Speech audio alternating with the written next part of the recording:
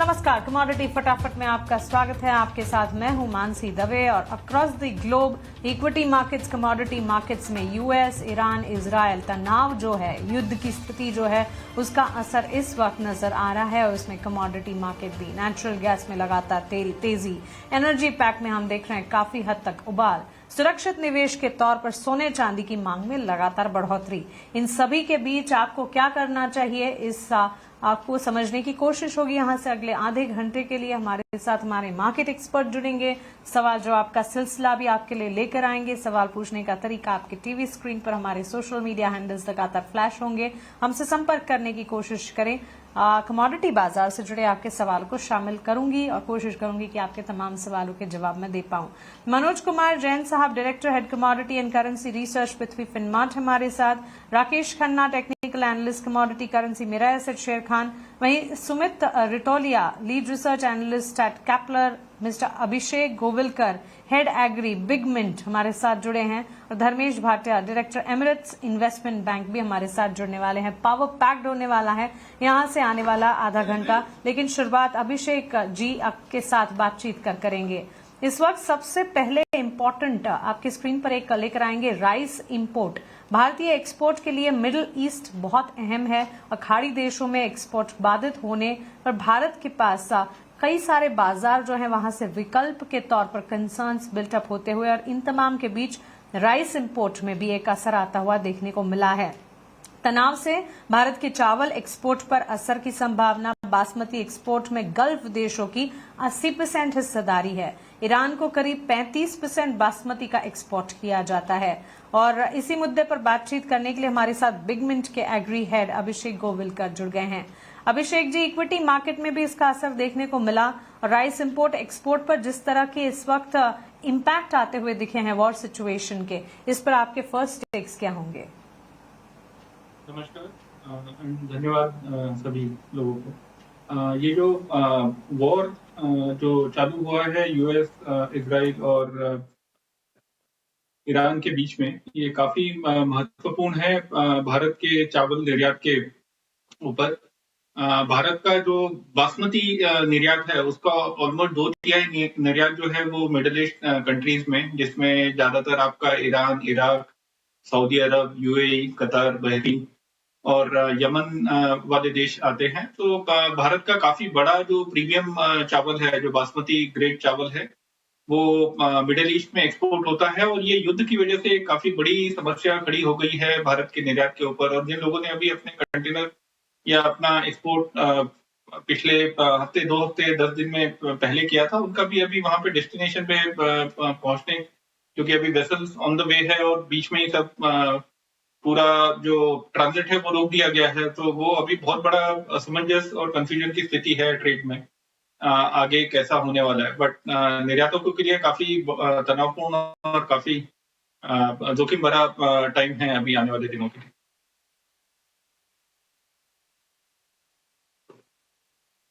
बिल्कुल बिल्कुल। अभिषेक जी, एक चीज ये भी आपसे समझना चाहूंगी कि क्या निर्यात में रुकावट आने से भारत में बासमती चावल की घरेलू कीमतों पर भी असर पड़ता दिख सकता है? अगर हाँ तो कितना?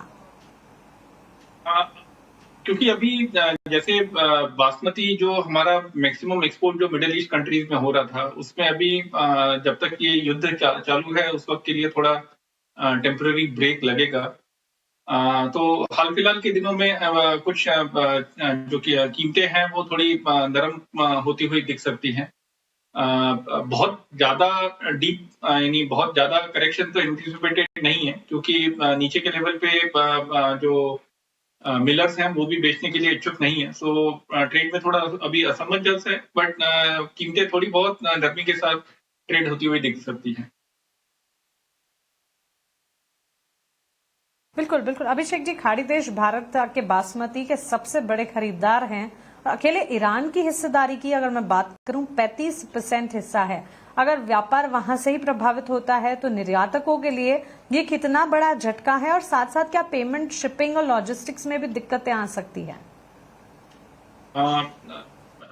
पेमेंट और लॉजिस्टिक्स के लिए तो पिछले महीने 2 महीने से ऑलरेडी काफी न्यूज आ रही थी कि मिडिल ईस्ट से पेमेंट रिसीव होने के लिए काफी तकलीफ हो रही है। प्लस अभी जैसे ये वॉर जब से चालू हुआ है पिछले शुक्रवार से, तब से most of the shipping lines ने ऑलरेडी अपना एक ब्लैंकेट रोक लगा दिया है कार्गो मूवमेंट के ऊपर मिडिल ईस्ट और पर्टिकुलरली गल्फ ऑफ पर्शिया के रीजन के लिए। सो काफी बड़ा इम्पैक्ट है राइस एक्सपोर्ट्स के लिए। इंडिया का मोटा मोटी जो बासमती है जो 7.25 मिलियन टन का है, उसमें से 2/3 मिडिल ईस्ट के लिए होता है। और जैसा आपने बोला कि ऑलमोस्ट 35% जो है वो अकेला ईरान कंज्यूम करता है। तो ये भारत के एक्सपोर्टर्स के लिए काफी चिंता और अब काफी तनाव वाला वातावरण है अभी। बिल्कुल अभिषेक जी, बहुत शुक्रिया विस्तार से हमारे साथ जुड़कर ये जो राइस इंपोर्ट एक्सपोर्ट पर जारी तनाव का असर है ये विस्तार से डिस्कस करने के लिए थैंक यू सो मच। धन्यवाद। चलिए आगे बढ़ेंगे, हमारे बाकी एक्सपर्ट्स को भी जोड़ लेते हैं और उनसे समझते हैं तमाम कमोडिटी बाजार पर उनका नजरिया। मनोज कुमार जैन साहब है हमारे साथ, राकेश खन्ना जी है और सुमित तौलिया हमारे साथ। जेंटलमैन, आप सभी का स्वागत है 18 नाउ स्वदेश पर। अपना समय हमें देने के लिए आपका शुक्रिया। शुरुआत में कच्चे तेल की चाल से ही करना चाहूंगी। क्रूड के उबाल पर तो अभी थोड़ी देर पहले हमने स्पेशल शो खास पेशकश कर हमारे व्यूअर्स को ये भी बताया कि ये क्या उनके लिए रोजमर्रा के खर्चों में भी बढ़ोतरी होती दिखेगी, क्या उनकी रसोई तक भी क्रूड का उबाल जो है वो आग लगाएगा। लेकिन कच्चे तेल की चाल, खाड़ी देशों में तनाव, खासतौर से स्ट्रेट ऑफ हॉर्मुज के जरिए सप्लाई बाधित होने से इम्पैक्ट हो रही है। 8 महीने के उच्चतम स्तर पर कच्चा तेल $80 बैरल छूकर आया है, $78 के आसपास है। घरेलू बाजार में भी इसी तरह के स्तर 6,610 के लेवल्स के आसपास कामकाज देखने को मिल रहा है। मनोज जी, शुरुआत आपसे करना चाहेंगे, कैसे देख रहे हैं क्रूड की चाल को आप? नमस्कार मानसी जी, सबसे पहले तो आपको और सारे व्यूअर्स को होली की बहुत बहुत शुभकामनाएं। जहां तक कच्चे तेल का सवाल है तो हम देख रहे हैं कि जिस तरह से यहाँ पे यूएस और ईरान के बीच में यहाँ जो तनाव बढ़ा है और हमने वॉर की शुरुआत होते हुए देखी है, तो उसी के चलते यहाँ पे जो है बड़ा इम्पैक्ट कच्चे तेल की कीमतों में देखने को मिल रहा है। पिछले सप्ताह भी जब हम बात कर रहे थे तो वहां पे हमने साफ तौर पर कहा था कि कच्चे तेल एक वहां पे ब्रेकआउट के लेवल पर खड़ा है और वहां से एक बड़ी रैली जो है उसमें देखने को मिल सकती है। और हमने देखा कि जिस तरह से मध्य पूर्व में तनाव बढ़ा और स्पेशली यहाँ पे जो स्ट्रेट ऑफ हॉर्मुज को बंद करने की जो बातें आ रही है और वहां से लगभग दुनिया के 20% तेल का परिवहन होता है, तो उसी के चलते हम देख रहे हैं कि कीमतों में आज 10% तक की भी बढ़त देखने को मिली है। हमारा मानना है कि ये तनाव जो है जारी रह सकता है। जिस तरह से यूएस प्रेसिडेंट के भी स्टेटमेंट आ रहे हैं कि 4 से 5 हफ्ता तक जो है ये लड़ाई जारी रह सकती है, तो उसको देखते हुए कीमतों में यहाँ पे आगे और भी जो है मजबूती आने वाले समय में देखने को मिल सकती है। हमारा मानना है कि WTI की जो कीमतें हैं वो $80 बैरल और जो ब्रेंट की कीमतें हैं वो 85 से $90 बैरल तक के जो स्तर है वो टेस्ट कर सकती है। तो यहाँ पे बाय ऑन डिप्स की रणनीति रखना चाहिए। हमारा मानना है कि आज काफी बड़ी तेजी जो है कीमतों में आती हुई नजर आई है। अगर कोई भी डीपर करेक्शन आता है 6,400 तक, तो वो फिर एक अपॉर्चुनिटी होगी कच्चे तेल में बाइंग के लिहाज से। 6,400 के स्तर पर मार्च वायदा खरीदना चाहिए 6,160 के स्टॉप लॉस से। टारगेट यहाँ पे 6,800 इस सप्ताह तक के लिए रखे जा सकते हैं। ठीक है, impact of war on refining काफी हद तक अगर आप देखें, वॉर कच्चे तेल की चाल, oil refiners, exploration, oil marketing कंपनियों पर इक्विटी मार्केट में हमने इसका असर देखा जरूर है और ये काफी हद तक आगे बढ़ता हुआ भी नजर आ रहा है। एक्सपर्ट्स का भी मानना है कि यहाँ से 4 से 5 हफ्ते तो कहीं नहीं गए जब इसी तरह की सिचुएशन आगे भी बढ़ती दिखेगी। सुमित, आपसे भी राय लेना चाहेंगे कच्चे तेल की ही चाल पर अमिड एस्केलेटिंग टेंशंस जो कि यूनाइटेड स्टेट्स, इजराइल, ईरान ये तमाम से इन्वॉल्व होते नजर आ रहे हैं। ब्रेंट क्रूड की चाल लगातार बढ़ती हुई हम देख रहे हैं, $78-80 के इर्द गिर्द प्रति बैरल ब्रेंट क्रूड कामकाज करता हुआ and expected to elevate further as well in the near term at least. Upward movement जो है वो रिफ्लेक्ट करता है दोनों टेंजिबल सप्लाई साइड रिस्क को, साथ ही इंक्रीज जियोपॉलिटिकल रिस्क प्रीमियम को भी। मार्केट कंसर्न्स जो है लार्जली सेंटर्ड है अराउंड पोटेंशियल डिसरप्शन जो कि स्ट्रेट ऑफ हॉर्मुज से आ रहा है, क्योंकि एक क्रिटिकल ट्रांजिट रूट है which accounts to nearly 20% of global oil flows. कैसे देख रहे हैं इस पूरी सिचुएशन को? इन तमाम के बीच कच्चे तेल की चाल यहाँ से आगे कितनी बढ़ती दिखेगी? Thank you. सो हमें एक चीज जानना पड़ेगा कि फिलहाल जो कच्चे तेल में बढ़ोतरी दिख रही है वो मूल रूप से जियोपॉलिटिक्स प्रीमियम है। एज ऑफ नाउ अभी तक कुछ सप्लाई में इशू नहीं हुआ है, बट अगर जो हम कल रात से देख रहे हैं कि they have renewed attacks by Iran on Kuwait में, यूएई में, तो अगर स्थिति और आगे बढ़ती है एंड वी सी दैट कि सप्लाई में इशू आने लगता है, तो एज ऑफ नाउ हमारा अनुमान है crude price will be around 85 to 90 in coming weeks. बिल्कुल 85 to 90, 90 एंड अबव के भी लेवल्स कुछ एक्सपर्ट्स, कुछ जानकार कच्चे तेल में यहाँ पर आंक कर चल रहे हैं कि हो सकता है कि यहाँ से आगे भी उबाल और बढ़ता दिख सकता है। बहरहाल जितने भी न्यूज फ्लोज, ताजा अपडेट्स हमारे पास आ रहे हैं, हम सभी कुछ आप तक पहुंचा रहे हैं। राकेश जी, आपसे भी समझना चाहेंगे कच्चे तेल की चाल, नेचुरल गैस का हाल।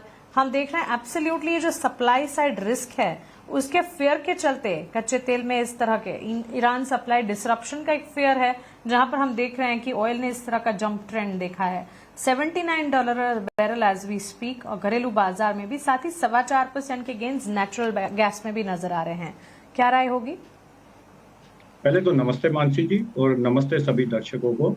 लास्ट वीक भी शो में जैसे आपने बहुत इंपॉर्टेंट पॉइंट ये इजराइल और ईरान का जियोपॉलिटिकल टेंशन कवर किया ही था, तो उसका इम्पैक्ट अभी आज हमें देखने भी मिल रहा है। एक्चुअल देखा जाए तो एट प्रेजेंट देखा जाए तो ये क्रूड ऑयल में ट्रेंड रिवर्सल हो चुका है पूरी तरह से। जैसे गोल्ड सिल्वर में 2025 में हमने एक बहुत अच्छा अप मूव देखा था, तो ये ईयर अभी स्टार्टिंग ऑफ द ईयर में ही क्रूड ऑयल वो चीज करने जा रहा है।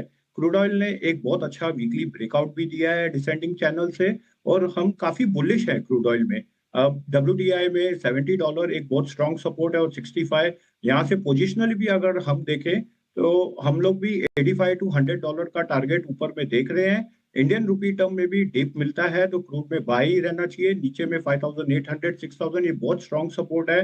करंट लेवल पे आज गैप अप हुआ था तो यहाँ पे बाई नहीं करना चाहिए। थोड़ा नीचे डिप मिलता है तो वहां पे आप क्रूड ऑयल बाय कर सकते हो 6300 लेवल पे, और हमारा टारगेट इसमें काफी पोजिशनली स्ट्रॉन्ग है, जहां हम 7000 और 7500 तक भी देख रहे हैं क्रूड ऑयल में। तो हर डिप में बाय करना चाहिए। ओवरऑल ट्रेंड इसमें काफी स्ट्रॉन्ग लग रहा है।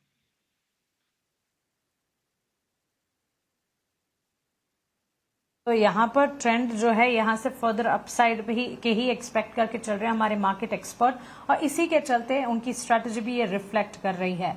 और आपके स्क्रीन पर लगातार हम उनकी स्ट्रैटेजी भी फ्लैश करवा रहे हैं ताकि आप समझ पाएं कि इस वक्त इन स्तरों पर एक्सपर्ट्स क्या कुछ मानकर चल रहे हैं। एनर्जी पैक को लेकर WTI क्रूड $72 के आसपास दिख चुका है। MCX क्रूड 6610 की स्तर दिखा चुका है।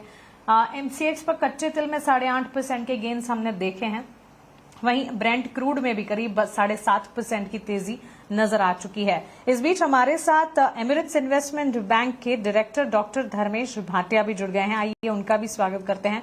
धर्मेश जी, बहुत स्वागत है आपका 18 आवर्स स्वदेश पर। हमें समय देने के लिए आपका शुक्रिया। अमेरिका, इजरायल, ईरान तनाव के बीच ब्रेंट क्रूड की चाल लगातार उबाल, और अब एक्सपर्ट्स मान रहे हैं कि यहां से और ज्यादा तेजी $90 बैरल कहीं नहीं गए। क्या ये सिर्फ जियोपॉलिटिकल रिस्क प्रीमियम है या वास्तविक सप्लाई डिसरप्शन का खतरा भी नजर आता है?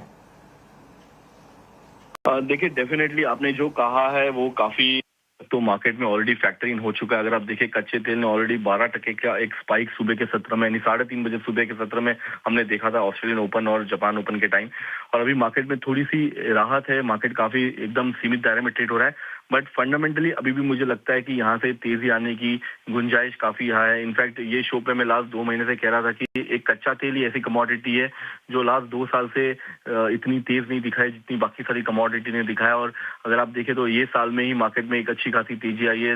ऑलमोस्ट कच्चे तेल में $15 से $20 की तेजी अंतर्राष्ट्रीय मार्केट में। डोमेस्टिक मार्केट की बात करें तो 2000 की तेजी तो आपको देखने मिल चुकी है।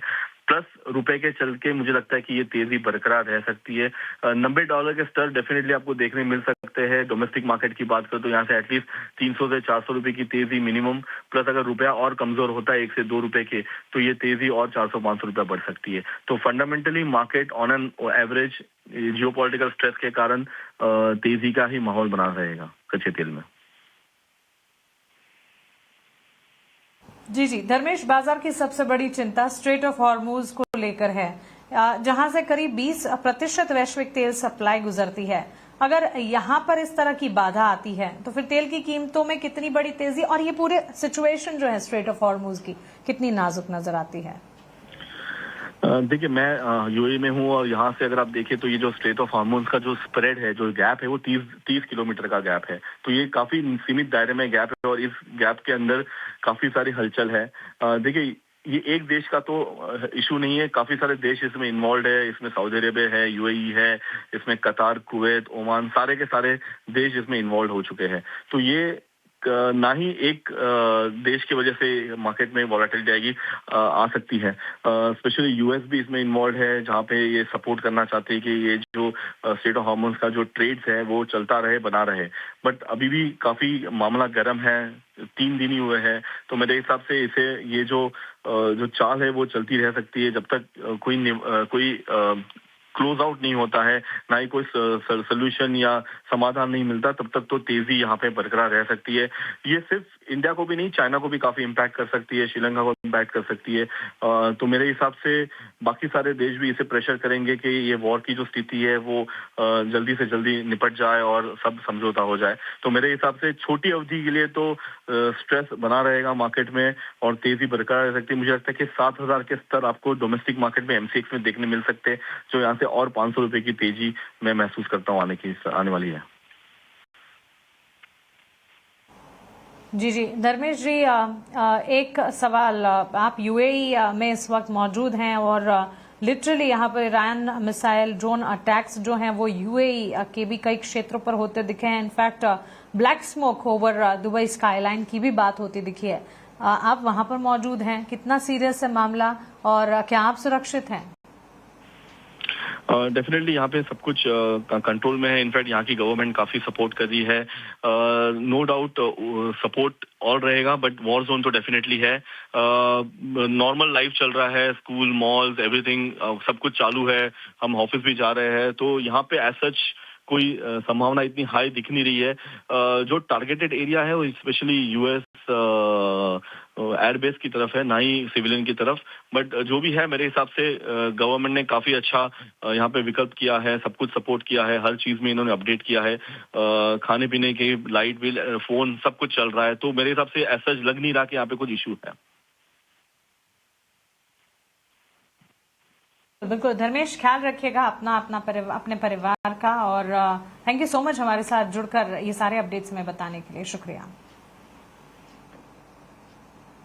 आगे बढ़ेंगे और राकेश जी, अब आपसे कच्चे तेल की चाल पर एक टेक जानना चाहेंगे, उसके बाद बुलियन मार्केट के हाल पर टच बेस करेंगे। लेकिन तनाव अगर लंबा चलता है तो फिर क्या लगता है कच्चे तेल की चाल यहां से कितना एस्केलेटिंग ट्रेंड और ये ओवरऑल भारत में पेट्रोल डीजल की कीमतों में भी बढ़ोतरी का एक कारण हो सकता है? क्या लगता है आपको, सरकार टैक्स एडजस्टमेंट से इसे संभाल सकती है? इस वक्त सिचुएशन सिनेरियो कच्चे तेल की चाल पर आपके टेक्स क्या हैं? पहले तो मानसी जी, मैं इसका एक छोटे से एग्जांपल से स्टार्ट करूंगा। जब रशिया यूक्रेन का वॉर हुआ था तभी भी ऐसा लगा था कि जल्दी निपट जाएगा और सब कुछ इजीली हो जाएगा, बट ये वॉर इतना इजी नहीं है और ये काफी बढ़ चुका है। प्लस जो धर्मेश जी ने बोला, बहुत मेजर पॉइंट था कि रुपी फैक्टर भी एक बहुत इंपॉर्टेंट क्रूशियल होगा जो कच्चे तेल के प्राइस और पेट्रोल और डीजल के प्राइस बढ़ाने के लिए। तो वहां भी देखा जाए तो जो क्रूड ऑयल का प्राइस है, जो WTI में भी, वो भी पॉजिटिव लग रहा है। और साथ में रुपी भी अगर आपका डेप्रिशिएट होगा तो मतलब वीक होगा तो डॉलर स्ट्रांग होगा उधर, तो ये सपोर्ट करेगा और क्रूड ऑयल प्राइस को ऊपर जाने के लिए, जिससे इसमें बहुत ही ट्रेंड स्ट्रांग लग रहा है।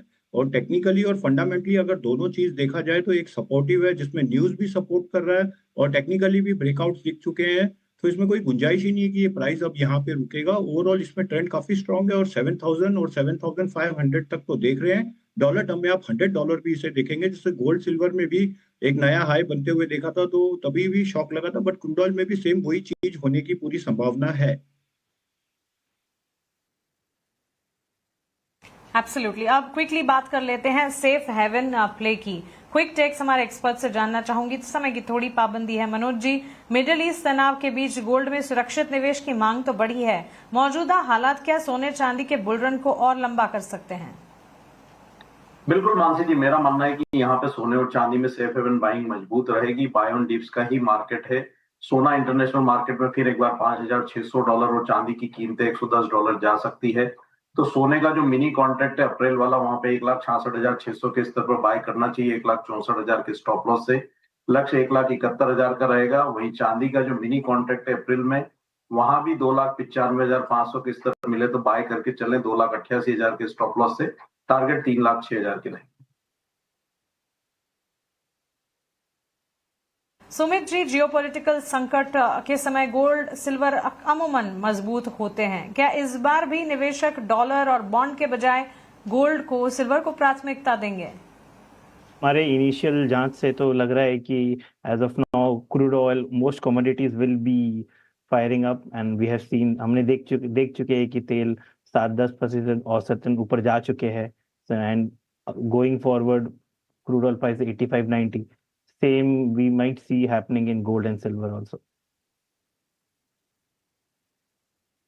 बिल्कुल बिल्कुल। और राकेश जी, आपसे समझना चाहेंगे, गोल्ड के साथ साथ सिल्वर के दामों में भी बढ़त है, क्या इसमें सिर्फ सेफ हेवन डिमांड की वजह से बढ़त है? आपको लगता है कि इंडस्ट्रियल डिमांड की भी बड़ी भूमिका है इस वक्त?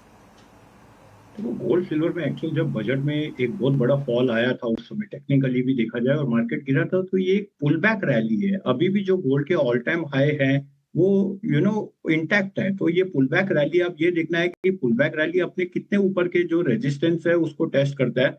तो इसे मैं ओवरऑल ऐसा नहीं देखूंगा कि मार्केट में कोई बहुत बड़ा मूव आने का चांस है, बट ओवरऑल देखा जाए तो सेफ हेवन के तौर पे हम इसमें अपसाइड अभी देख रहे हैं। बट ऊपर में $5,574 ये बहुत स्ट्रॉन्ग रेजिस्टेंस है और इतना इजी नहीं होगा। बट ओवरऑल अभी ट्रेंड बुलिश लग रहा है, जो बाय ऑन डिप्स हो सकता है। इंडियन रुपी टर्म में भी नीचे में बाय कीजिए, ऊपर में बाय नहीं करना चाहिए। 1,67,000 तक अगर करेक्ट होता है तो बाय करना चाहिए। सिल्वर में भी आप देखोगे तो अपने सपोर्ट्स पे ही मंडरा रहा है, वो नीचे में $92 उसका बहुत स्ट्रॉन्ग सपोर्ट है। ऊपर में अगर देखा जाए तो आज शाम तक $96 ब्रेक करता है तो एक बार 99 और $100 पे दिख सकता है। बट स्टिल अभी भी जो ऑल टाइम हाई बने हुए लेवल है वो मार्केट ब्रेक करना इतना इजी नहीं है, क्योंकि ये पुल बैक रैली है और जियोपॉलिटिकल टेंशन की वजह से, ये सेफ हेवन न्यूज की वजह से ये सब बढ़ रहे हैं कमोडिटीज में। ओवरऑल ट्रेंड थोड़ा बहुत साइडवेज बुलिश है, बट ओवरऑल पूरी तरह से ऐसा नहीं बोल सकते। ओके, मनोज जी, राकेश जी, सुमित जी, बहुत शुक्रिया आपका हमारे साथ जुड़ने के लिए, सवालों के जवाब देने के लिए, कमोडिटी बाजार पर अपने टेक्स हमारे साथ शेयर करने के लिए। इस खास पेशकश में इतना ही, लेकिन 18 स्वदेश पर खबरों का सिलसिला लगातार जारी है, बने रहिए।